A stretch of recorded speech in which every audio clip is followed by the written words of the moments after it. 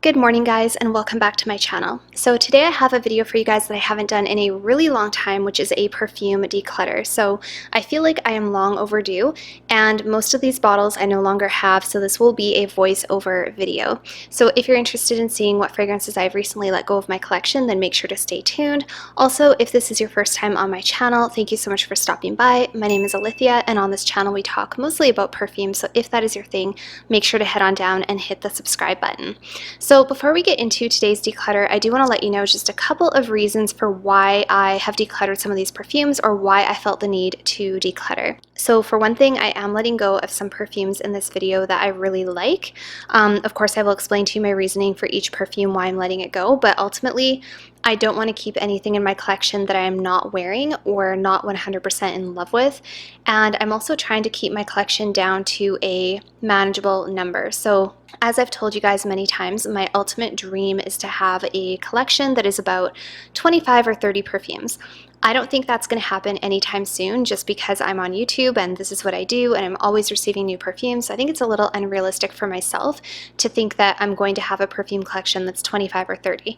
So I am trying to be a little bit more lenient with myself and allow myself to kind of stick somewhere between the 35 to 50 mark. However, I was over 100 perfumes at one point, and it feels really good to have gotten it down to a more manageable number. I think right now I'm sitting at about 40 perfumes or 45 perfumes, and that seems pretty good for me. So I will be doing an updated perfume collection. I also have a lot of other exciting videos coming up, like top 10 for life and a few hauls and things like that. So make sure to stay tuned.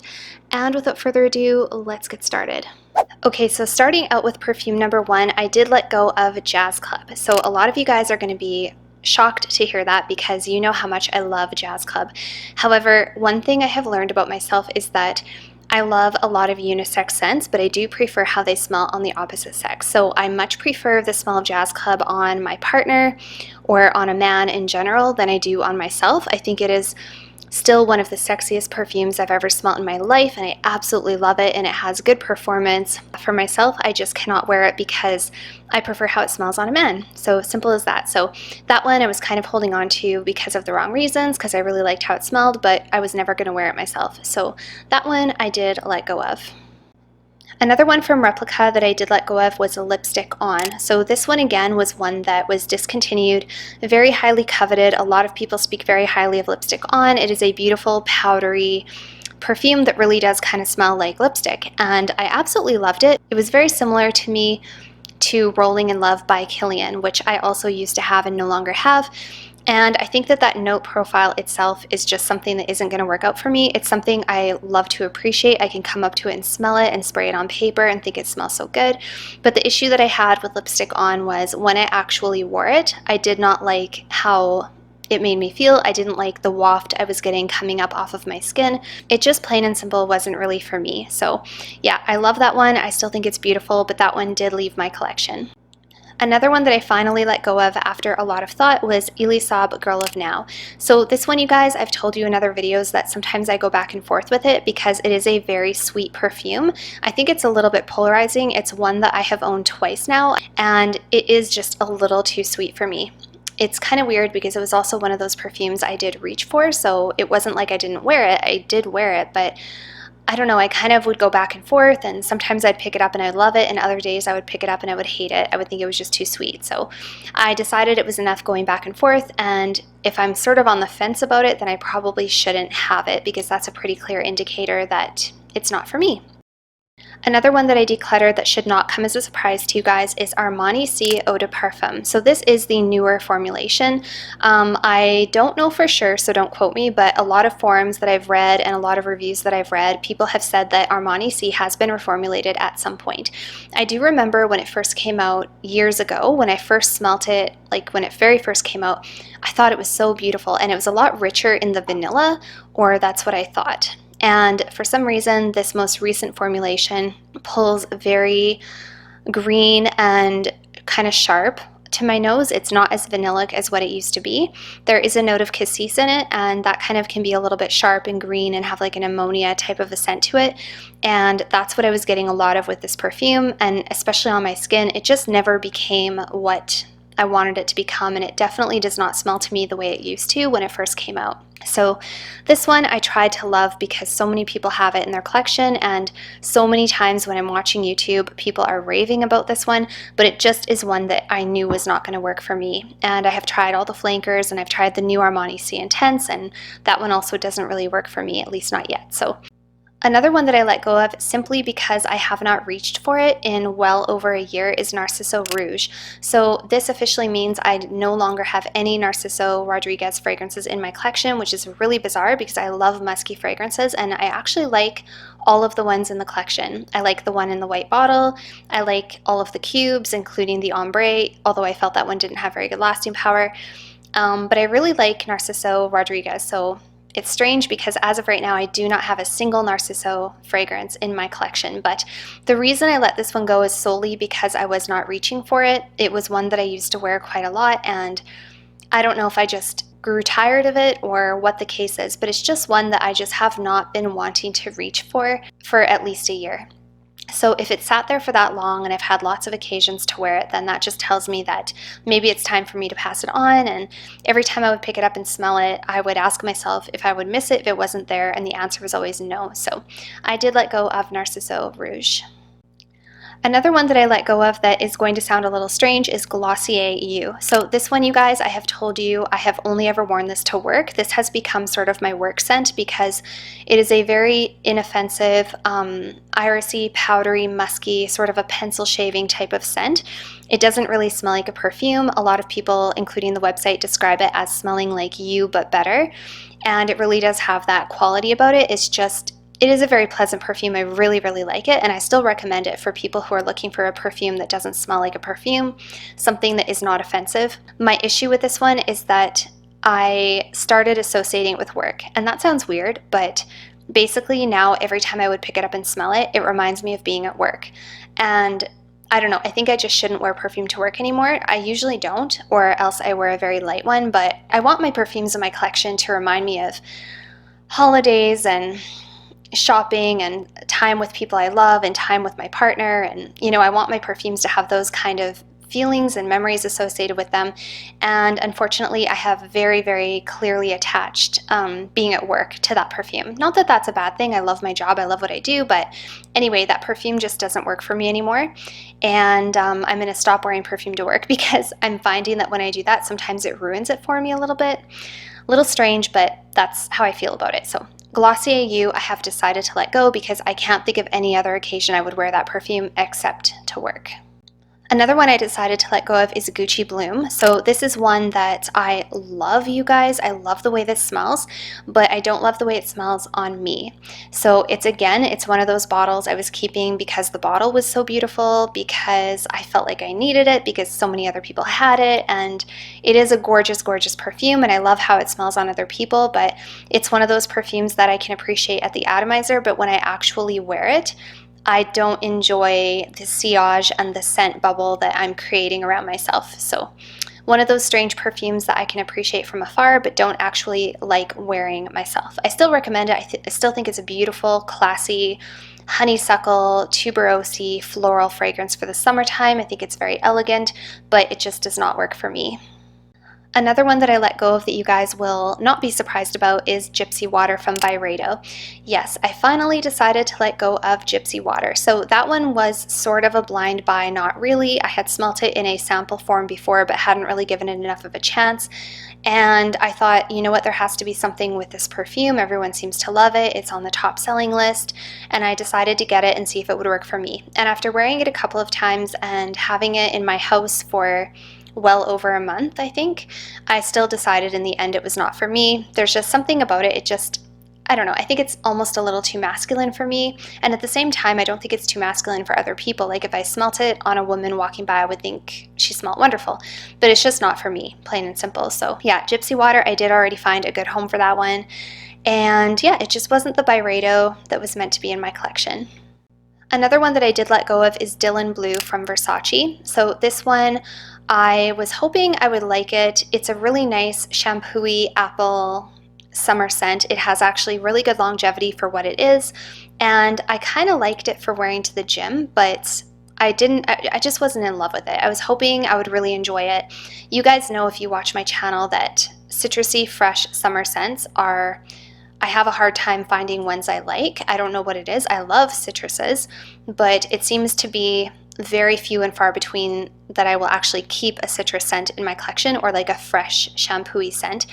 It has to be something I really, really enjoy, or it has to be kind of special to me in some way. And I do think this is a great one, and I do recommend it if that's what you're looking for, because it has a really good performance. But yeah, this one just didn't hold my heart enough for me to want to keep it. So I did let go of Dylan Blue. Another one that I let go of that will probably be a bit of a surprise is Midnight Shimmer. So Midnight Shimmer from Michael Kors. I've had this in my collection for a really long time, and plain and simple, the reason I let go of this one is because I have too many vanilla perfumes. I just have too many, and I do not need that many vanilla perfumes. As well, I also wore this to work, and when I smell it, it does sort of remind me of going in for a night shift. Not that there's anything wrong with that. Again, I love my job, but it kind of became associated as a work scent. Yeah, so anyways, I have too many vanilla perfumes. I have others that I really, really love, and this was just, to put it simply, it was at the bottom of my vanilla list. I still have like 5 or 6 other vanilla perfumes that I just love so much more, and that I enjoy wearing a little bit more, and that I think are more appropriate for date nights and stuff like that. So Midnight Shimmer I just kind of got tired of it, to be honest. Like, I just kind of got sick of it. It fell down to the bottom of my list. I still think it's great. I don't know if you can even find it. I don't know if it's discontinued. I have a really hard time finding it. I think I got mine directly from the Michael Kors website, so if it's something you're interested in, you might still be able to find it there. Another one I decided to let go of was Jo Malone MYRRH and TONKA. So this one was a trade with a subscriber. It was a blind trade, and so I wasn't really sure if I was going to love it, and I do really like this perfume, you guys. I think it's amazing, very, very sexy. It's a beautiful, kind of soft, spicy tonka bean unisex perfume. Again, my issue with this one is the same that I had with Jazz Club. Love the scent, prefer it on a man. That's just how I feel about that one. I really, really love it, and when I smelt it, yes, it just gave me all the feels, and it was just such a sexy perfume. But when I go out with my partner and for date nights and stuff, something I have learned about myself through the past few months is I do prefer to smell feminine. I do prefer to smell more on the feminine side of fragrances. There are feminine fragrances, there are unisex, and there are more masculine leaning. I'm sure we can all agree. I've just discovered that I definitely prefer to be more on the feminine side of the fragrances. So at least that's something I can take with me going forward, especially if I'm going to be blind buying or buying perfumes for myself. Just something to pay attention to for myself is not to get too caught up in how something smells. I have to make sure I'm actually going to feel good wearing it, and does it suit me? So this one doesn't really suit me. I love it, but it doesn't suit me. So MYRRH and TONKA I am letting go of. I have one left that I have decluttered, and then I have a couple that I'm on the fence about that I'll share with you in a moment. So the last one that I have let go of is Very Good Girl. So this one, you guys, really kind of took me for a spin, because when I first got it, I was like blown away. I thought it was so pretty. It has this fruity tart opening similar to what you get in Delina, because it has a note of lychee, and it really is a beautiful, fruity, sweet, intoxicating opening. I really like it. However, this one, after I wore it a couple of times, started to just really bother me, and I didn't like it after a few wears as much as I did on that first impression. So this one kind of just tricked me. I actually bought a second bottle of it because that's how much I thought I loved it, only to find out shortly thereafter that I didn't love it as much as I thought I did. So Very Good Girl has left my collection. I can't really put my finger on what it is. It just isn't for me as much as I thought it was. And that is the last one that I have committed to decluttering. So now I will tell you about a couple that I'm on the fence about. So one that I'm on the fence about is my Clean Skin from Clean Reserve. And this one I have raved about and I've loved for a really long time. I've had this one in my collection for longer than quite a few of my other ones. And the issue that I have with this one is I kind of did the same thing to it that I did to my Glossier U, and I dedicated it as a work scent. And so because of that, I don't feel like wearing it for any other occasion. And now whenever I go up to the bottle and smell it, it just makes me think of work. So yeah, that one, I don't know if I can keep it. It's kind of bothering me these days. I don't know why. It just, like, one day I woke up and it just bothered me. So that one, I'm not sure if I'm going to keep. I still recommend it. I think it's one of the best ones from the Clean Reserve line if you're looking for something that is musky and sensual and smells like clean skin with a little bit of sweetness. perfectly unisex. It's amazing. I really, really love it. Maybe I just need to take a break, like put it away and come back to it in a few months, having not worn it to work in the meantime. I think I might have a renewed appreciation for that one. So that's why I'm kind of on the fence about that one, because I do love it so much. And the last one that I'm on the fence about is Scandale à Paris from Jean Paul Gaultier. So you guys, if you watch my channel, you know that none of the Scandal fragrances have worked for me so far. And they're just all very sweet, very heavy. They're strong in the honey, and they do give me a headache, like almost an instant headache. I don't know what it is. They're so incredibly strong, you guys. Like, they are just beast mode. This one is an eau de toilette, and it has a note of pear. And I was hoping this would be a little lighter and more tolerable, but even this one is still too strong for me. It's just very, very strong. The reason I'm on the fence about it is because apparently it is a bit of a man killer. My partner loves it. He actually, you know, would like if I would wear that one. So I think this is a good going out one. I think it's a good dressing up and going out because it will project. People will smell you. It's going to last all night. I don't think it's a very good intimate scent because it's very overpowering, unless you just went really, really light and let it dry down for a little bit. But I'm kind of on the fence about that one. I feel like the note profile and just what it is, I feel like I should have one of the Scandal fragrances in my collection. I just don't know if I'm going to be able to do it. So that one I'm on the fence about, and that is the last one in today's video. So you guys, that is it for today's declutter, and I know probably some of you are wondering, what on earth do you have left in your collection if you've decluttered all these? So I get people ask me all the time if I can do an updated perfume collection. I will do that, I promise. I do have a few perfumes coming in a haul. Actually, I have 2 hauls for you. Some amazing fragrances that I have purchased. They were not blind buys. I'm really excited to share those with you guys. And yeah, I will be doing an updated perfume collection. I'll be doing an updated top 10 for life and lots of other fun things. So make sure you're subscribed if you're not already. Feel free to head on over and follow me on Instagram, and I will see you guys all very soon in my next video. Bye for now.